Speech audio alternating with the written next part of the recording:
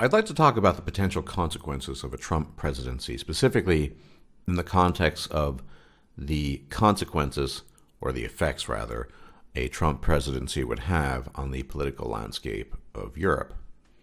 Now, I'll be talking about something that I refer to as the lag effect.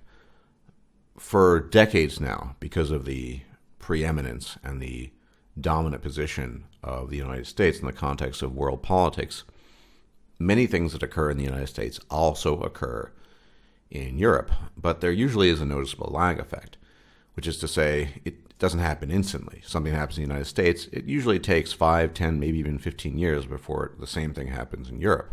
Take, for instance, the vacuous and empty thing that some people call American culture. You know, huge strip malls,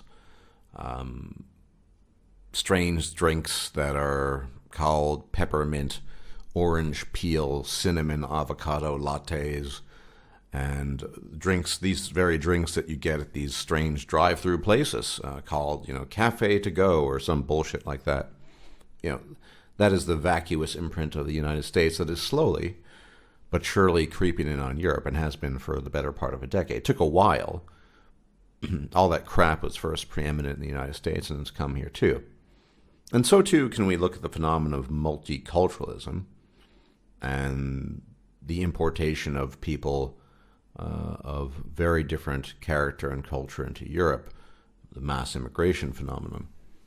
It's almost as if Europe hadn't caught up, and it somehow needs to catch up now, at least according to the politicians and those who endorse that sort of thing.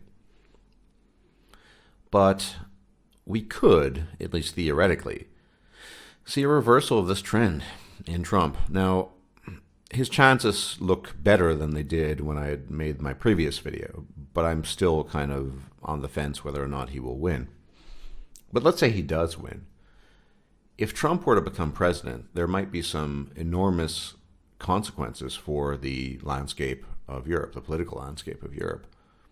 There are many parties now that have a Trump-esque stance on immigration and a Trump-esque view on importing massive amounts of third worlders. In Austria, there is the FPÖ. In the Netherlands, there is the VVP, the PVV, the Partij voor de Vrijheid. And in Germany, there is the AfD, the AFD, the Alternative for Germany.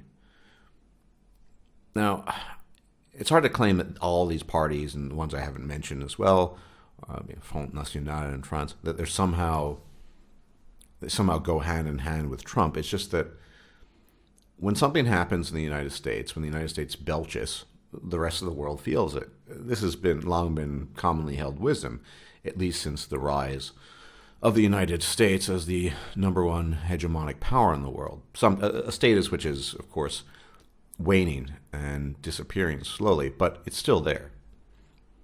And from my perspective, as someone who lives in Europe, as a European who happens to have an American passport, I think that this is probably a good thing. It's why I personally endorse Trump. There are other reasons, but to change or at least slow down something that has just radically altered the fundamental fabric of Europe for the worse, not for the better, as some people claim. Now, I don't think this would be immediate. As I just said, there's going to be a lag effect. Already, many of these parties, which are quite populist. I'm not a huge fan of populism per se. I like common sense, though, but sometimes you have to take what you can get. They already have some following, some substantial following. If Trump were to get in, this could set a precedent, or even I wouldn't call him a role model, but a sort of symbol that could be followed in Europe. So, well, maybe we don't need to endorse all of this multiculturalism and have the massive importation of Islam and build more mosques and all of this stuff. Now, of course, that all rests on the possibility of Trump actually getting elected. That remains to be seen. And I do think that a lot of this will happen regardless of whether or not Trump gets into office. I mean, I talked about the acceleration effect. If Clinton were to get into office, obviously she would make the United States even worse than it already is. And she's so corrupt. I don't know if any of you saw the recent video by Styx where it's alleged that the Clinton Foundation is involved in sex trafficking. Now, it doesn't surprise. If that were true, that wouldn't surprise me. I could also see Clinton somehow coming up with some justification or speech. Well, the girls making the money can later use it and invest in education or some nonsense like that. Of course, I'm being a bit facetious, but I mean, she would be bad for the United States. We don't need more of the same there. But it would accelerate things in Europe too, because, I mean, I think there are two choices here. If Trump wins, we might finally get some more sensible immigration policies, or just sensible policies in general with regards to Islam in Europe. And there might be less of a battle. If Clinton gets into office, well, I think we're going to be seeing much of the same for some time to come. And further down the line, we're going to see, potentially even worse things. I think as far as healthy choices are concerned, I do think Trump is a healthier choice because Clinton, not just in the context of the United States, but in the context of this sort of lag effect of things happening in America that also affect Europe, will create new circumstances and further sharpen the old ones and exacerbate them that will create tension and stress, and people will be even more resistant towards it and will not appreciate it. And this will create a state, possibly an aggressive state of tension that will quite possibly break out in conflict. I think Trump is a better choice, I mean, not the least of which because he's less of a warmonger for president, simply for those grounds. Clinton promises and brings with her the potential for violence, not just violence in the form of proxy wars and getting involved in places we shouldn't be involved in. I'm talking about the West in general and the United States specifically, but just further exacerbating and creating circumstances that will make the situation worse and potentially give rise to true fascism. Not that the Clinton stuff isn't too far off from that, the way they're talking. But I do think the presidency in the United States is consequential for Europe because of just the vast differences between these candidates. Now, I might be wrong about this, but I don't think I am. I think history has shown that when things happen in the United States, there is at the very least some form of reverberation in Europe, even if it's something as cheap and petty as your apple slice, mint, cinnamon, fudge, quinoa latte bullshit. Eventually that arrives too, but politically speaking, Europe is very much on edge, and remains to be seen what exactly will happen. But I do think that the American election will have a very, very profound effect on this. And of course, in the context of the United States, well, regardless, I mean, Trump's going to be struggling a lot to get certain policies through if he gets elected. There's no doubt about that, or to get his way, basically. There'll be a lot of resistance. But that, too, could set a precedent for up-and-comers in Europe who might not have a voice yet or have only had small voices say, look, Trump was able to do this, maybe I can do this too.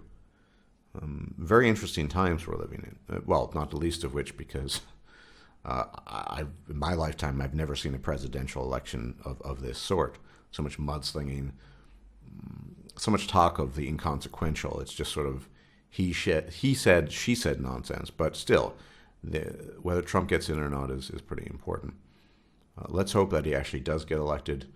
I don't want Clinton to be elected for all kinds of reasons, but I think Clinton would be bad for Europe too. And that's sort of my final note. And on that final note, I just want to say why I think Clinton would be a horrendously bad choice for Europe. The fact that Clinton was instrumental in the destabilization and assassination of Gaddafi, was involved in the destruction of the Libyan state, and endorses all these proxy wars. Well, why do you think we get all these immigrants in Europe? Libya, in many ways, was a gatekeeper that prevented some of the riffraff from coming in. When Clinton did that, she didn't care about the consequences of what happened in Europe. Why should she? She's a greedy globalist. Doesn't surprise me. But we could be worried about more of that. I mean, these are people with absolutely no moral compass whatsoever. If something bad happened in Chad, well, maybe we can get involved in Chad. I could see her putting boots in a place like the Niger Delta because, oil. There are all kinds of reasons she could do things. And this would result in the destabilization of these places and would send adrift more people from these unsavory places to try to inhabit Europe. Clinton is directly and indirectly responsible for all the nonsense we have to deal with in Europe these days. And, of course, the transformation of European culture and character. It's very alarming. So I think we really, I hate to use the word hope, we really need to hope that the lag effect is real, that it's quick, and that that Trump actually does get elected, because only then can we experience, for once, a positive lag effect in Europe rather than a negative one.